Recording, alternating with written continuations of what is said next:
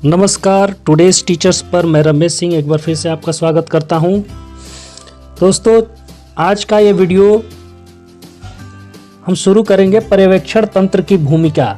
ठीक है ना। पिछले वीडियो में हम लोगों ने पढ़ा था कि जो विद्यालय प्रबंधन के लिए जो अभिकरण है उसमें क्या क्या जरूरी अभिकरण है। ठीक है ना। जैसे प्रधानाध्यापक, शिक्षक, बाल सरकार, ठीक है, मातृ शिक्षक संघ, अभिभावक शिक्षक संघ और ग्राम शिक्षा समिति, इन सब के बारे में हम लोगों ने पिछले वीडियो में पढ़ा था। आज के वीडियो में हम पढ़ेंगे पर्यवेक्षण तंत्र की भूमिका, जिसके अंतर्गत ब्लॉक संसाधन केंद्र एवं न्याय पंचायत संसाधन केंद्र और फिर उसके बाद राष्ट्रीय स्तर पर कार्य करने वाले जो अभिकरण हैं, ठीक है, और जो संस्थाएं हैं उसके बारे में आज हम पढ़ेंगे। ठीक है, तो चलिए आज का ये वीडियो हम शुरू करते हैं। वीडियो शुरू करने से पहले जो हमारे इस चैनल पर नए हैं वो हमारे इस चैनल को सब्सक्राइब कर लें, और जिन्होंने सब्सक्राइब नहीं किया है वो भी सब्सक्राइब कर लें, लाइक कर लें और शेयर करें हमारे इस वीडियो को, और साथ में बेल आइकन को भी प्रेस कर लें ताकि आपको हमारे आने वाले नए वीडियोस का नोटिफिकेशन सही समय पर मिल जाया करेगा। तो चलिए आज का ये वीडियो शुरू करते हैं।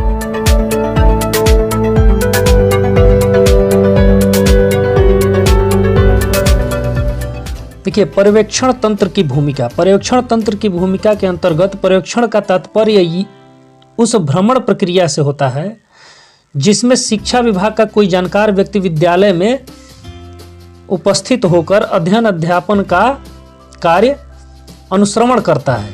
ठीक है, यानी कि निरीक्षण करता है उसका, और जहां पर उसे लगता है कि सहयोग की आवश्यकता है, सलाह प्रदान करने की आवश्यकता है गुणवत्ता के लिए, विद्यालय की गुणवत्ता को बनाए रखने के लिए, तो वहां पर वो अपना कार्य करता है। ठीक है ना। आवश्यकता अनुसार सहयोग, सलाह प्रदान करके गुणवत्ता बनाए रखने के लिए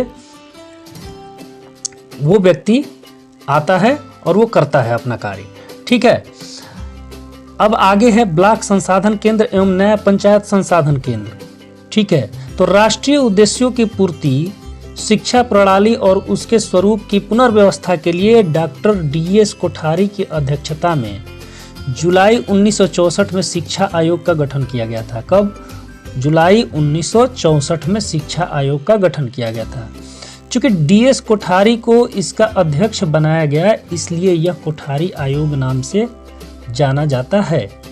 ठीक है, कोठारी आयोग ने अपने 1966 में प्रस्तुत प्रतिवेदन में जिला ब्लॉक स्तर पर, न्याय पंचायत स्तर पर शैक्षिक अनुसमर्थन, अनुशासकीय प्रबंधन व शिक्षकों के सुदृढ़ीकरण हेतु एक तंत्र की आवश्यकता पर बल दिया।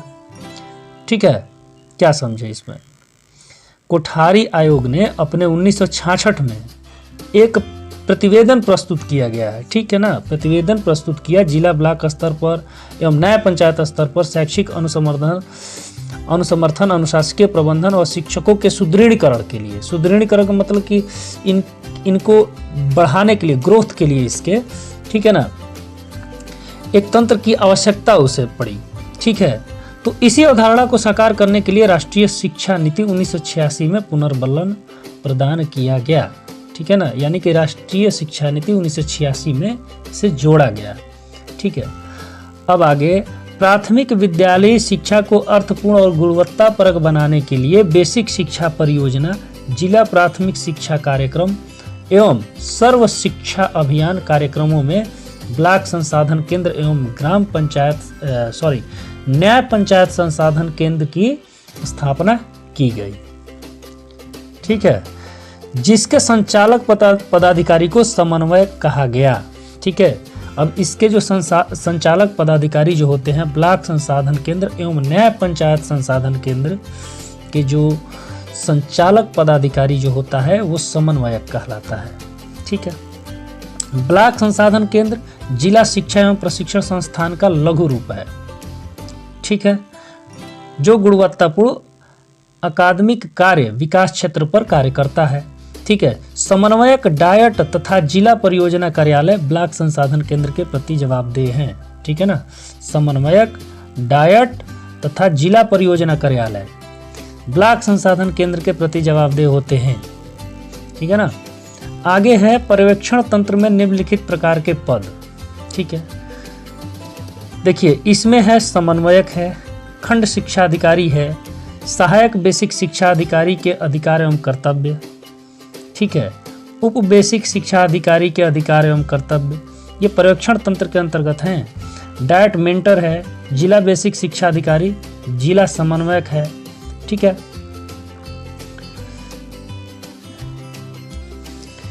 ठीक है, चलिए आगे देखते हैं। राष्ट्रीय, राज्य, जिला, स्थानीय स्तर पर कार्य करने वाले अभिकरण, ठीक है। तो सबसे पहला है इसमें राष्ट्रीय स्तर पर कार्य करने वाले अभिकरण, ठीक है। देखिए, राष्ट्रीय स्तर पर कार्य करने वाले अभिकरण में सबसे पहला जो है वो NCERT है, national council of educational research and training, ठीक है ना, राष्ट्रीय शैक्षिक अनुसंधान और प्रशिक्षण परिषद, ठीक है। इसकी स्थापना 1961 में एक स्वायत्त शासी संस्था के रूप में नई दिल्ली में किया गया था, ठीक है ना। कब किया गया था? 1961 में किया गया था, ठीक है ना। किस लिए? स्कूली शिक्षा, अध्यापकों की शिक्षा, महिला शिक्षा की गुणवत्ता में सुधार तथा शोध कार्य के लिए, मतलब ये शोध कार्य, ये सब कार्य जो हैं, स्कूली शिक्षा, अध्यापकों की शिक्षा, महिला शिक्षा और शोध कार्य, इसका मुख्य कारण था, इसका मुख्य उद्देश्य था इसकी स्थापना का, ठीक है। इसकी स्थापना 1961 में की गई थी नई दिल्ली में, ये याद रखिएगा। देखिए, NCERT के कार्य, देखिए NCERT के कार्य मैं ऐसे ही बता देता हूँ, ठीक है ना। इसमें मैंने टाइप करके मेंशन नहीं किया है, तो मैं ऐसे ही बता देता हूँ। देखिए, NCERT के मुख्य जो कार्य हैं वो कक्षा 1 से कक्षा 12 तक के लिए पाठ्यक्रम का निर्धारण करना तथा पाठ्य पुस्तकों का प्रकाशन करना, ठीक है। ये NCERT के मुख्य कार्य में से सबसे पहला कार्य है। दूसरा, केंद्रीय माध्यमिक शिक्षा बोर्ड से निदेशित विद्यालयों के लिए अध्ययन हेतु योजना बनाना, ये NCERT के मुख्य कार्य में से हैं। यानी कि CBSE से निदेशित जो विद्यालय हैं उसके अध्ययन हेतु योजना भी NCERT बनाता है, ठीक है। महिलाओं की शिक्षा व जागरूकता के लिए योजनाएं बनाना NCERT का ही कार्य है, NCERT। योजना के संचालन एवं क्रियान्वयन हेतु विभिन्न प्रकार के प्रशिक्षण कार्यक्रमों का आयोजन करना, जिसमें शिक्षक, प्रशिक्षक, शिक्षाविद तथा शिक्षक प्रशासक भाग लेते हैं, जो अपने अपने प्रांतों में क्रियान्वित करते हैं इसका, ठीक है। अध्यापक शिक्षा यानी टीचर ट्रेनिंग के लिए प्रशिक्षण सामग्री तैयार करना भी NCERT के मुख्य कार्य में से एक है। तकनीकी व व्यावसायिक शिक्षा हेतु पाठ्यक्रम तैयार करना तथा उसको क्रियान्वयन करना, ये भी कार्य है।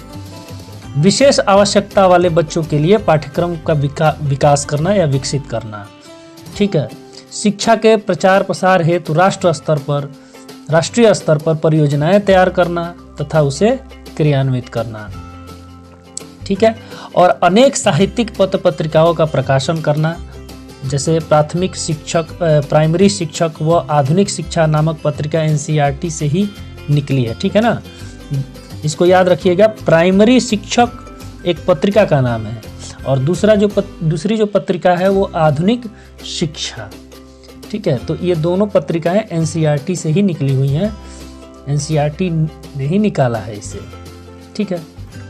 तो ये सारे जो NCERT के मुख्य जो कार्य हैं ये NCERT के कार्य हैं। NCERT की जो कार्यशैली है इसके बारे में जानते हैं। देखिए, NCERT की जो कार्यशैली है, ठीक है, ये एक तो सबसे पहले ये राष्ट्रीय संस्था है, ठीक है ना। और ये जो अपने कार्यक्रमों को या नीतियों को, पाठ्यक्रमों को सीधे लागू नहीं करते हैं, ये राज्य सरकारों में जो स्थित शिक्षा विभाग है, या जैसे उत्तर प्रदेश में राज्य शैक्षिक अनुसंधान एवं प्रशिक्षण परिषद SCERT है, तो इसके माध्यम से लागू करवाते हैं, ठीक है। केंद्रीय शिक्षा बोर्डों व केंद्र सरकार द्वारा संचालित विद्यालयों में शैक्षिक संस्थानों में अपना पाठ्यक्रम व कार्यक्रम लागू करते हैं ये, ठीक है ना। तो ये NCERT की जो है ये कार्यशैली है। अब आगे जो दूसरा जो है इसकी सहयोगी संस्था है, माफी चाहूँगा, राष्ट्रीय स्तर पर कार्य करने वाला जो दूसरी जो संस्था है वो NCTE है, ठीक है, राष्ट्रीय अध्यापक शिक्षा परिषद, ठीक है, NCTE।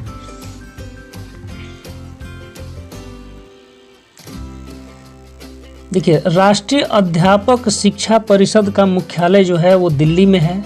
ठीक है, इसका भी मुख्यालय दिल्ली में है, जो एक निदेशक नामक पदाधिकारी के प्रशासकीय नेतृत्व में है। ठीक है ना। यह एक स्वायत्त शासी अध्यापक शिक्षा प्रबंधन की शीर्ष संस्था है। ठीक है, जिसकी स्थापना संसद के अधिनियम 73 सन 1993 के अंतर्गत संपूर्ण देश के लिए शिक्षक प्रशिक्षण के नियोजन एवं समन्वित विकास का लक्ष्य लेकर स्थापित किया गया है। ठीक है ना। इसकी स्थापना कब की गई है? अधिनियम 73 सन 1993 के अंतर्गत संपूर्ण देश में शिक्षक प्रशिक्षण के नियोजन एवं समन्वित विकास का लक्ष्य लेकर स्थापित किया गया। ठीक है। राष्ट्रीय अध्यापक शिक्षा परिषद अधिनियम जुलाई 1995 यानी कि 1995 से लागू कर दिया गया था। ठीक है ना। आगे है, एनसीटीई ने अपने 5 क्षेत्रीय कार्यालय बना रखे हैं। ठीक है ना। इसके 5 क्षेत्रीय कार्यालय हैं। जो सबसे पहला है वो नई दिल्ली में है, केंद्रीय कार्यालय एवं मुख्यालय, जो अभी हम पढ़ रहे हैं। ठीक है। दूसरा जो है जयपुर उत्तर क्षेत्रीय कार्यालय। ठीक है ना। उत्तर क्षेत्रीय कार्यालय एनसीटीई का कहाँ है? जयपुर में है। ठीक है। भुवनेश्वर पूर्वी क्षेत्रीय कार्यालय है। ठीक है। भोपाल पश्चिम क्षेत्रीय कार्यालय। ठीक है। बेंगलुरु दक्षिण क्षेत्रीय कार्यालय। ठीक है। तो 5 जगह है, नई दिल्ली, जयपुर, भुवनेश्वर, भोपाल, बेंगलुरु। ठीक है। आगे है इग्नू, इंदिरा गांधी राष्ट्रीय मुक्त विश्वविद्यालय। ठीक है। यह 20 सितंबर 1985 को संसद के अधिनियम द्वारा स्थापित किया गया। ठीक है। 20 सितंबर 1985 को संसद के अधिनियम द्वारा स्थापित किया गया। इसका उद्देश्य देश की शिक्षा प्रणाली में दूरस्थ शिक्षा पद्धति द्वारा मुक्त विश्वविद्यालय की स्थापना कर उसे बढ़ावा देना तथा ऐसी पद्धतियों में समन्वय उसका उच्च स्तर पर निर्धारित करना था। ठीक है ना। देखिए, कुल मिला के इग्नू की स्थापना जो की गई थी वो दूरस्थ शिक्षा के लिए की गई थी। जो लोग जाकर शिक्षा नहीं प्राप्त कर सकते हैं या विद्यालय में जाकर शिक्षा प्राप्त नहीं कर सके हैं या नहीं प्राप्त कर सकते हैं, तो वो घर पे बैठकर भी वो दूरस्थ शिक्षा दृश्य श्रव्य सामग्री के मदद से भी वो शिक्षा ले सकते हैं, स्वयं से पढ़ाई करके।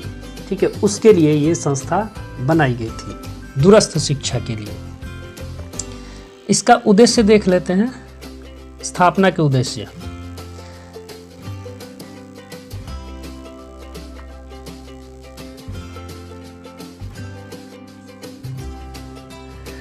देखिए, उच्च शिक्षा का सार्वजनिकरण व लोकतंत्रीकरण करना। ठीक है ना। शिक्षा को इच्छुक लोगों के द्वार तक पहुंचाना, इसके मुख्य उद्देश्य थे, स्थापना के उद्देश्य। ठीक है।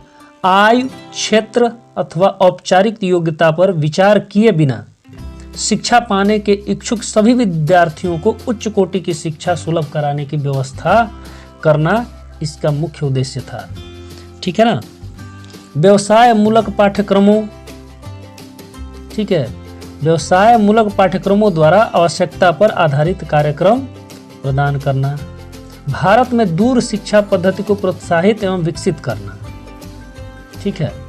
तो इसके जो मुख्य उद्देश्य थे इसकी स्थापना के, ये कुछ मुख्य उद्देश्य थे, इसके कारण से इग्नू की स्थापना की गई थी इसके लिए। आगे है NOS। ठीक है। राष्ट्रीय मुक्त विद्यालय। ठीक है। National open school. इसका मुख्यालय भी नई दिल्ली में है, जो सन 1989 में स्थापित किया गया। यह माध्यमिक व उच्च माध्यमिक स्तर की शिक्षा मुक्त विद्यालय पद्धति से उपलब्ध करवाता है। यह मानव संसाधन विकास मंत्रालय भारत सरकार का एक स्वायत्त संगठन है। ठीक है। NOS। देखिए, इसकी कार्यप्रणाली, यह एक ऐसी शिक्षा व्यवस्था है जिसमें शिक्षार्थियों को अपनी सुविधा के अनुसार पढ़कर जब तैयारी हो जाए तब निर्धारित केंद्रों पर जाकर परीक्षा दे सकते हैं। यानी कि शिक्षार्थी खुद से तय कर सकते हैं कि हमें कब परीक्षा देना है। ठीक है, कब हमारी तैयारी पूरी हो चुकी है वो अपना तय कर लेगा, और जब भी उसे परीक्षा देना होगा वो जाकर अपना सेंटर पर जाकर वो एग्ज़ाम दे सकता है। ठीक है, विस्तार तथा विद्यार्थी की सुविधा के लिए यह संस्था 12 क्षेत्रीय केंद्र पूरे भारत में बना रखे हैं। ठीक है ना। अब देखिए इसके मुख्य उद्देश्य क्या थे राष्ट्रीय मुक्त विद्यालय के, नेशनल ओपन स्कूल्स। इसके जो देखिए इसका जो मुख्य उद्देश्य थे सभी इच्छुक व्यक्तियों को शिक्षा प्राप्त करने का अवसर प्रदान करना। ठीक है, शिक्षित व्यक्तियों का प्रमाणीकरण करना। बहुत सारे ऐसे लोग हैं जो कि शिक्षित तो होते हैं, ठीक है, लेकिन उनके पास कोई प्रमाण नहीं दिखाने के लिए होता है कि हम इतने शिक्षित हैं, ठीक है, और हम यह भी जानते हैं। तो उनके लिए ये NOS नेशनल ओपन स्कूल्स खोले गए हैं। ठीक है, वो जब चाहें तब वो एग्ज़ाम दे सकते हैं।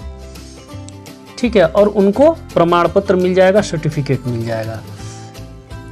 और इसके उद्देश्य हैं विद्यार्थियों को अपनी सुविधा अनुसार परीक्षा प्रणाली उपलब्ध कराना। जैसे वो विद्यार्थी चाहेगा कि हमें इस प्रकार की सुविधा मिलनी चाहिए, ठीक है, परीक्षा देने के लिए, तो उस प्रकार की सुविधाएं राष्ट्रीय मुक्त विद्यालय के तरफ से उसे दिया जाता है। ठीक है, विद्यार्थी का स्वविवेक का अधिकार उपलब्ध कराना। ठीक है, यह भी इसका एक मुख्य उद्देश्य था। शिक्षा का सार्वभौमिकरण करना। ठीक है, तो ये राष्ट्रीय मुक्त विद्यालय के कुछ उद्देश्य थे।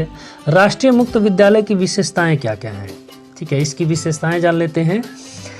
देखिए, इस व्यवस्था में विद्यार्थियों को जब चाहो तब परीक्षा द्वारा अपना मूल्यांकन कराने का अवसर प्राप्त होता है। ठीक है, वो अपना मूल्यांकन परीक्षा द्वारा जब चाहे वो तब करा सकते हैं। ठीक है, परीक्षा प्रणाली के आतंक का शमन हो जाता है। ठीक है, अब जैसे हमारे भारत देश में परीक्षाएं जब होती हैं या आ जाती हैं सिर के ऊपर, तो अलग से एक प्रेशर हो जाता है, सिर के ऊपर प्रेशर आ जाता है कि भाई इन महीनों में हमारी परीक्षा होनी है। ठीक है, तो एक तो प्रेशर आ जाता है सिर के ऊपर कि अब तो होना ही है, हमारी तैयारी भी नहीं है, तो कैसे होगा। तो ये चीज़ें जो होता है इनका शमन हो जाता है राष्ट्रीय मुक्त विद्यालय में, क्योंकि इसमें परीक्षार्थियों को खुद मौका दिया जाता है कि आप अपना परीक्षा डेट या परीक्षा सेंटर आप तय कर लो, जब भी तैयारी हो जाए आप परीक्षा दे सकते हैं। ठीक है, तो इसका पूरा यहाँ पर शमन हो जाता है। जब तक अपनी उपलब्धि व परिणाम से संतुष्ट न हो तब तक परीक्षा में बैठने की सुविधा प्राप्त है राष्ट्रीय मुक्त विद्यालय के तरफ से। ठीक है, ये भी एक विशेषता है इसकी। ठीक है, परीक्षा को अंशों में बांट कर दिया जाता है। ठीक है, परीक्षा को अंशों में बांट कर दिया जाता है, पाठ्यक्रम को अंश में बांटा जा सकता है। ठीक है, तो ये सारी इसकी विशेषताएं थी। आगे है NIPA। ठीक है, राष्ट्रीय शैक्षिक योजना एवं प्रशासन संस्थान। ठीक है, ये क्या है? राष्ट्रीय शैक्षिक योजना एवं प्रशासन संस्थान की स्थापना शिक्षा के क्षेत्र में निर्माणाधीन योजनाओं का संचालन एवं क्रियान्वयन हेतु राष्ट्र स्तर पर स्थापित एक संस्था है। ठीक है,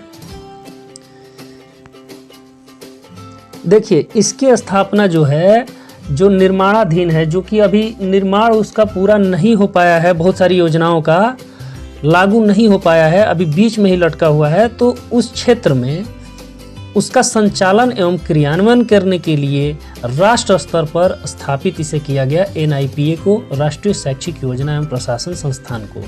ठीक है, जो सोसाइटी एक्ट के अंतर्गत पंजीकृत है। ठीक है, इसको याद रखिएगा, जो सोसाइटी एक्ट के अंतर्गत पंजीकृत है। इसका मुख्यालय नई दिल्ली अरविंदो मार्ग है। ठीक है ना। देखिए, राष्ट्रीय शैक्षिक योजना एवं प्रशासन संस्थान NIPA, इसको शॉर्ट में नीपा भी लिखा जाता है, तो क्वेश्चन में नीपा लिख के अगर आ जाए तो आप इसे समझ सकते हैं NIPA। ठीक है, नीपा के पीठासीन अधिकारी को कुल सचिव कहते हैं। ठीक है। नीपा को विश्वविद्यालय का दर्जा प्राप्त है। ठीक है। नीपा मानव संसाधन विकास मंत्रालय भारत सरकार के शिक्षा विभाग द्वारा नियंत्रित किया जाता है। ठीक है। नीपा के कुछ कार्य हैं। नीपा के कार्य क्या हैं? प्राथमिक तथा माध्यमिक स्तर की शिक्षा के संबंध में राष्ट्रीय नीति का निर्माण में सलाह देना। ठीक है। प्राथमिक या माध्यमिक स्तर की शिक्षा के संबंध में राष्ट्रीय नीति के निर्माण में सलाह देना। ठीक है। शिक्षा नीति के प्रारूप को तैयार करना। राष्ट्रीय शिक्षा नीति के प्रबंधन एवं संचालन के लिए मानव संसाधन को व्यावसायिक प्रशिक्षण देना। ठीक है।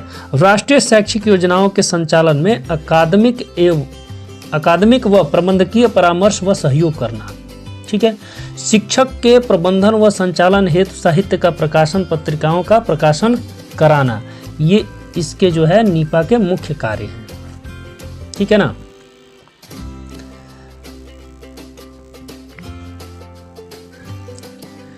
तो ये है आपका, ये सारे जो थे ये राष्ट्रीय स्तर पर कार्य करने वाले अभिकरण थे। ठीक है ना। राष्ट्रीय स्तर पर कार्य करने वाले ये सारे अभिकरण थे। फिर उससे पहले हम लोगों ने पढ़ा था पर्यवेक्षण तंत्र की भूमिका। ठीक है। इसके अंतर्गत ब्लॉक संसाधन केंद्र, न्याय पंचायत संसाधन केंद्र, ये हम लोगों ने पढ़ा था। ठीक है ना। ब्लॉक संसाधन केंद्र को एनएसए भी कहा जाता है और न्याय पंचायत संसाधन केंद्र को एनएसए, ब्लॉक संसाधन को बीएसए और न्याय पंचायत संसाधन केंद्र को एनएसए कहा जाता है। ठीक है ना। तो ये 2 पॉइंट हम लोगों ने पढ़ा था, पर्यवेक्षण तंत्र की भूमिका, और इनके अंतर्गत जो छोटे छोटे जो पॉइंट्स थे वो हम लोगों ने पढ़े। आगे पढ़ेंगे हम लोग राज्य स्तर पर कार्य करने वाले अभिकरण। ठीक है। राज्य स्तर पर कार्य करने वाले अभिकरण जैसे SCERT हो गया, राज्य शैक्षिक अनुसंधान और प्रशिक्षण परिषद। ठीक है। और SCERT के अंतर्गत बहुत सारे ऐसी सहयोगी संस्थाएं हैं, जैसे राज्य शिक्षा संस्थान हो गया, राज्य विज्ञान शिक्षा संस्थान हो गया, मनोविज्ञान शाला हो गया, आंग्ल भाषा शिक्षा संस्थान हो गया प्रयागराज में। तो इसके अंतर्गत जो SCERT के अंतर्गत जो सहयोगी संस्थाएं जो आती है, इसके बारे में पढ़ेंगे। और राज्य स्तर पर कार्य करने वाले अभिकरण जो इसी के अंतर्गत राज्य स्तर के कार्य करने वाले अभिकरण के अंतर्गत ही ये सारे आते हैं। तो इसके बारे में हम नेक्स्ट वीडियो में पढ़ेंगे। आज के लिए बस इतना ही। अगर वीडियो अच्छा लगा है तो आप हमारे इस चैनल को सब्सक्राइब कर लीजिए अभी, और लाइक करिए, शेयर करिए, और बेल आइकन को भी प्रेस कर लीजिए ताकि आपको नए वीडियोज़ का नोटिफिकेशन